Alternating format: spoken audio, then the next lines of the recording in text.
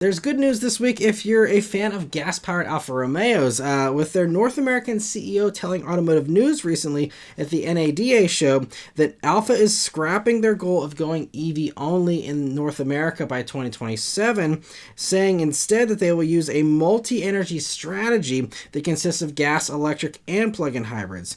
And so she explained that we've got 110 dealers in our US network.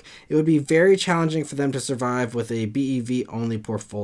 So don't get too excited about motors like the Quadrifolio's twin-turbo V6 coming back, because that has ended production, and anyone that understands supply chains knows that once that supplier is done building these engines, they move on to building other things, and you can't just bring stuff back from the dead super easily.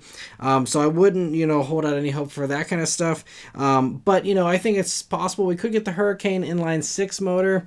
Maybe Alfa could fiddle with it and make it, a little bit more high revving, or, something so that it's not just the same motor we're getting in trucks and Chargers, also in this. So we'll see. But it sounds like we'll be starting to see the beginning of this new approach very soon here, with the global Alfa Romeo CEO previously saying that they had the flexibility to do gas versions of the Giulia and Stelvio, since they're on the STLA Large platform for their new generation, and that platform, of course, is shared with the Charger, it's shared with the Wagoneer S I just reviewed this past week. There's a lot of stuff going to be on this platform, and we do know that platform obviously can accommodate the gas engines like we see in Charger. So the new Stelvio is supposedly coming this year, is the rumor. I don't think we actually have confirmation of that still, but I think it's supposed to be coming this year, with the Giulia coming next year.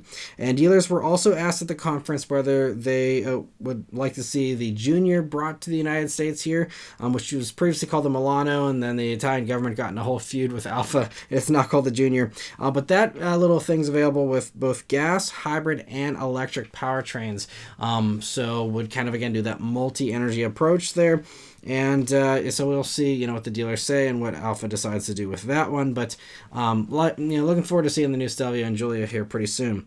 And speaking of the Giulia, though, in a new interview with French publication L'Argus, the global CEO of Alfa told them Giulia will get a new design and a new type of bodywork, and that its platform will be the same as that of the Stelvio. So you can imagine what kind of vehicle we will offer. But no, we actually can't imagine what kind of vehicle that will offer, because the Stelvio and Giulia are already on the same platform for the current generation, and that has provided us with a sedan and an SUV.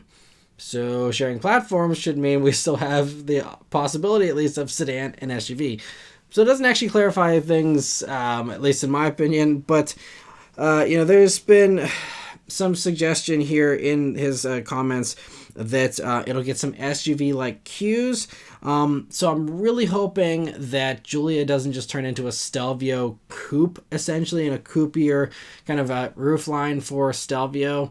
That's kind of probably the worst case scenario for that name. But others reports have suggested that in the past it'll be like a liftback, and that falls right in line with what we're seeing like with the new next generation Audi A5 here that just debuted.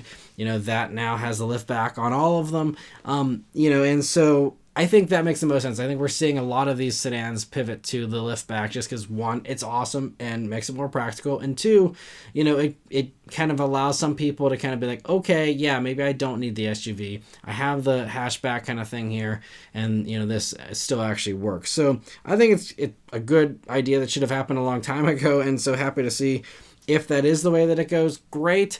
But hopefully they don't try and turn it into some kind of Volvo cross-country competitor or something else that's too SUV-like. But we'll see. And also, past comments from the former CEO of Alfa Romeo about the Giulia have also revealed that what we designed is a bomb. We couldn't finalize the style of this car without being absolutely in love with it, and now we are.